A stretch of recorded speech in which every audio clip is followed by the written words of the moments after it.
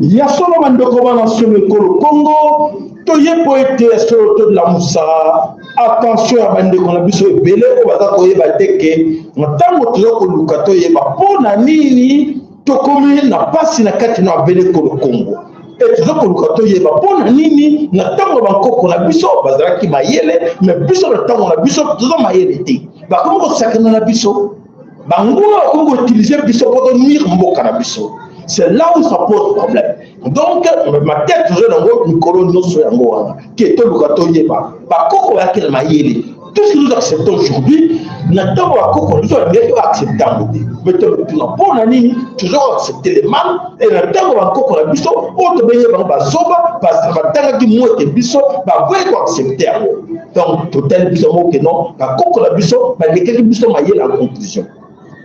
Par contre, la biso, parce que plus intelligent que biso malgré nos titres académiques, par papier, tu vis dans quatre écoles à l'université, tu vas te faire cause de ton papier, et puis si tu m'as dit, tu combat soba, tu combat manipuler biso, de ce papier, on a autrefois. Voilà, des continents, tout ça qu'on est là, puis on a bilan, tout le canton y va, pour la nuit, tu commis boy.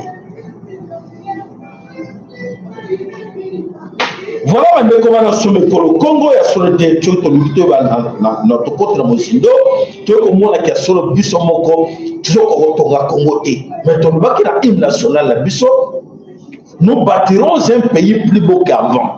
Natang botanga hymne national wana boye bakateke bolakaki ke botonga Congo ya malamu koleka obo vivo ya kala mais lelo to bomi Congo koleka oba koko na biso batikela biso. Donc c'est-à-dire que nous sommes comme le Bachakou, toujours tanga, mais toujours tangati, toujours répéter hymne national, toujours tenir dans la Kadouana. Alors aujourd'hui, en résumé, les gens en parlent, ok, oui. Il faut la constitution, revoir la constitution. Non, donc revoir la constitution. Mais, Bishop Tonoba Tiango, n'a pas changé mon balangaïté. N'a pas changé. Cette constitution est à bisoter.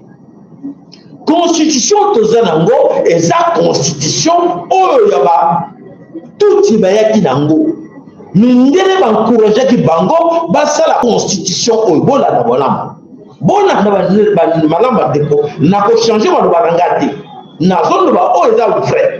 La constitution que nous avons aujourd'hui eza constitution moko ba touti eza charte ya ba touti bayaki na Congo avec la complicité des occidentaux. Biso et Sengelaki tout changer de constitution.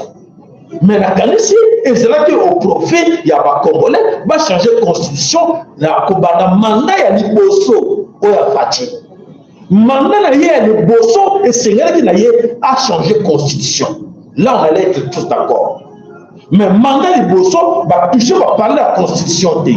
Ba tiki ya ndenge wana. Pour être la carte la constitution va de maman o va ça oyeba te ba lobi vraiment besoin de son otage. Vous voyez que tant que le Congo est allé la partie est, zone tampon. Zone tampon est, on va faire ça espace, il y a 300 km.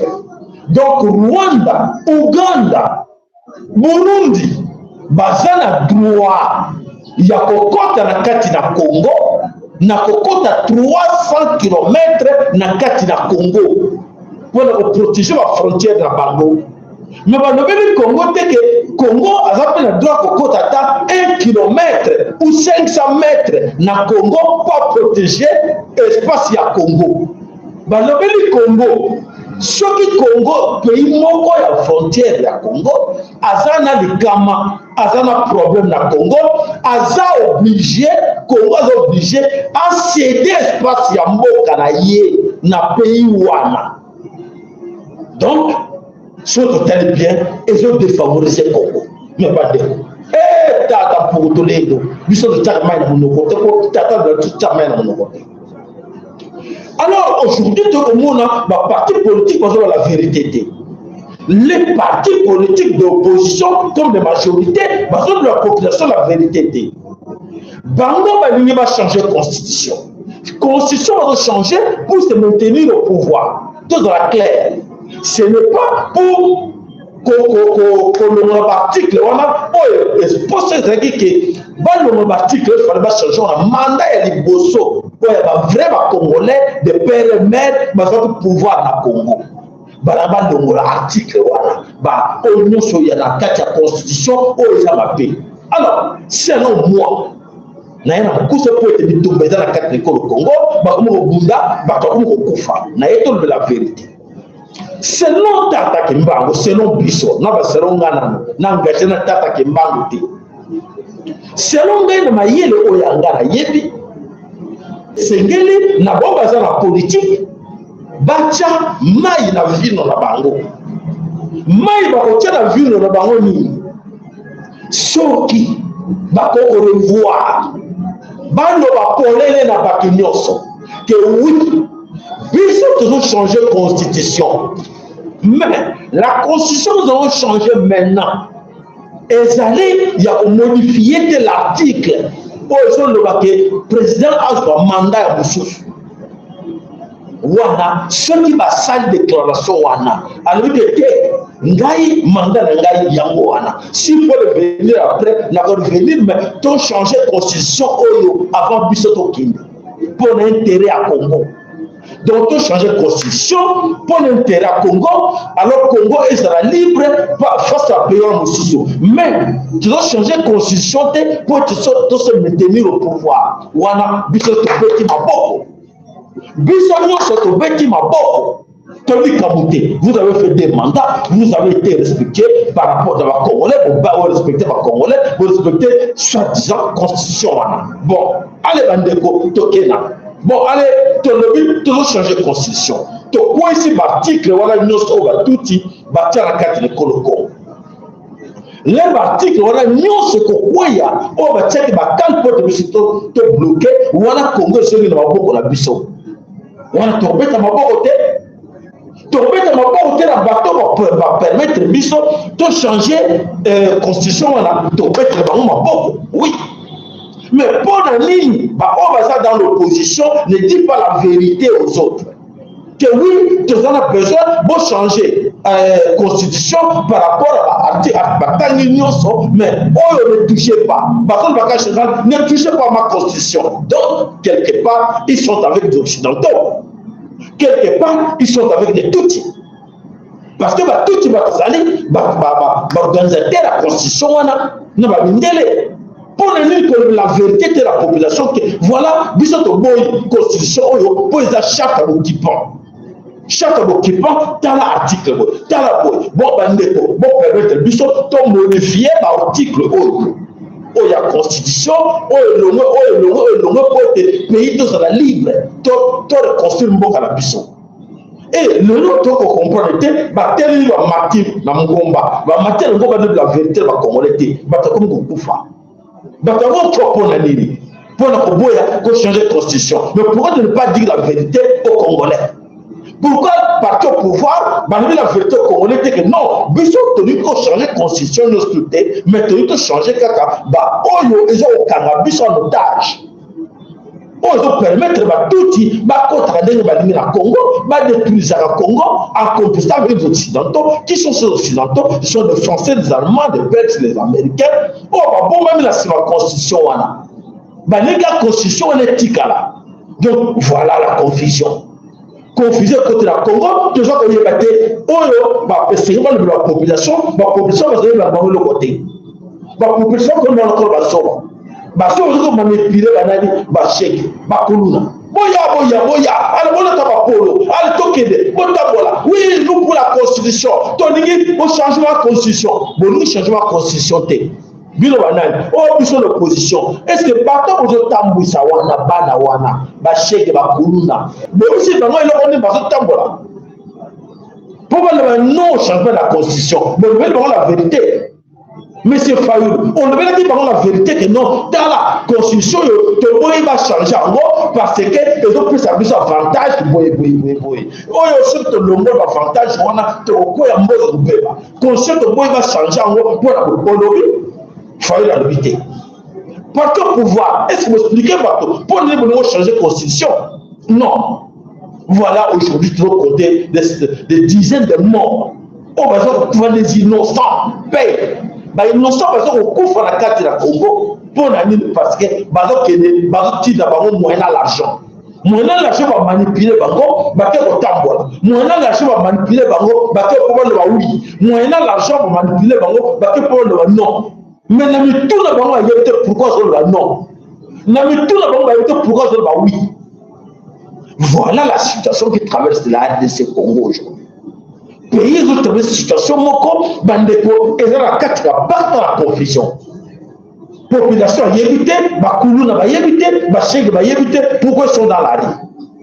Et ce sont les mêmes Kuluna, ou parti opposition va utiliser, même Kuluna, parti à majorité au pouvoir, ils ont utilisé. Donc, pour la bango, vous avez intérêt à la bango, vous avez intérêt à peuple. Voilà le mal. Voilà le mal que nous avons dénoncé.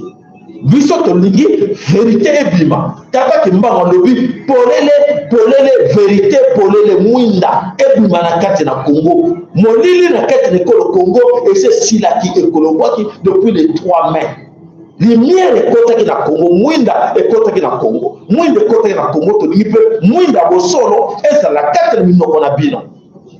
Mwinda bosolo et la 4 minutes bo la carte de pouvoir na bo la carte d'opposition ba ko sa be na Congo te. Alors regardez comment on a titre de bête Fayoulou a foutu facture là. Fayoulou a ça la confusion. Fayoulou confusion ces années a canisi que l'opposition va dans le lot et l'opposition va tango wana babutu na ba tseke et a yena li wana ya lokuta. Et tandis que Congo aujourd'hui, vérité à monde comme les lots dans la version, et elle a besoin de Kouta Wanati. Il peut Kangayo, Fofuta, Karma. Fayoulou, Nakazi va me dire ça va approcher à Fayoulou, Boyo Kako de la Pino. Bolanda qui ngulu tema Kamboyo. Bon, tout le monde de la Pino bien. Pourquoi nous allons marcher pour dire non au changement de la Constitution? La majorité va utiliser. Pourquoi vous nous utilisez pour dire oui au changement de la Constitution? Voilà biloko wana et au Senga Biso de l'auteur du Kateba Bosolo. Alors, nous allons en direct à Kalisi, au niveau participer au Lobelo Komoko.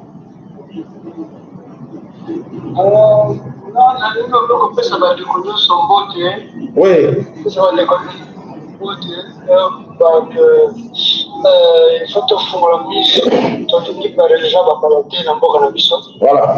L'équipe va parler dans beaucoup de biso, la religion est utilisée biso. Ingeta. Comme la beaucoup na ba religion na biso. Ingeta. Ah, Matondo papa, Matondo. Voilà, biloko on a nous conscientisé bato pote baye babonzambe na bango et on les a dit et loko ya plus important de posto na kate bongo ya mutu. Ayeba ke banzambo bayela ke biso na babaya et ça dit pour l'intérêt na bisoté. Ndenge bayele biso ko ba la constitution. Bayele biso constitution et ça pour l'intérêt na bisoté. Bayena constitution, bayena politique, bayena religion, bayena biloko tout, et ils ont intérêt à biso ba ben à Congo te. Biso doit continuer toujours qu'on l'a besoin de la biso, donc la manipulation. Et manipulation, vous ne pas banani, et vous ne pas banani, pas politicien, pas pasteur, parce que quand je dis les pasteurs, c'est la je ne m'adresse pas seulement aux pasteurs, aux évêques, aux imams. Bah on nous soit tellement à l'imposer au terre dans le Congo dans Zambie. J'ai ma nous on attaque à Bango pour savoir que c'est vous et c'est le peuple la population vérité. Bon le solo ton temps la muinda pourquoi vous cachez la vérité? Bah toi vous êtes à l'église et ton mboka pourquoi ne pas dire la vérité? Et puis non pour nous besoin de revendiquer vérité ou la té. Congo dans tout là Congo et Zalakate royaume ko bon tout na bango mituna zo pesa bino sikoyo on va enseigner bino pour le nini ba Congo ya Congo ba Congo ba Congo la mama qui ba vita ndona tata ki mbango na tungunwa ba salela nzambe pour le nini ba Congo na ba bino tabatangela bino te peut-être non bosa la carte la bobundi pour mukile banda besoin de l'humanité et ça qui les bandaki. Donc qui les bandaki à l'époque il y a empereur Constantin. Voilà bandeko. Maintenant de mingi na ndeko na intervention na yo la qualité que l'éclaircir bandeko o bazala kati na bobungi o bazala kati kozanga koyeba po te bayeba ke biso ba pe na Congo oyo lelo tozali koloba toujours ko yeba na passer na biso pour mutu moko te akambolaka sans ailleurs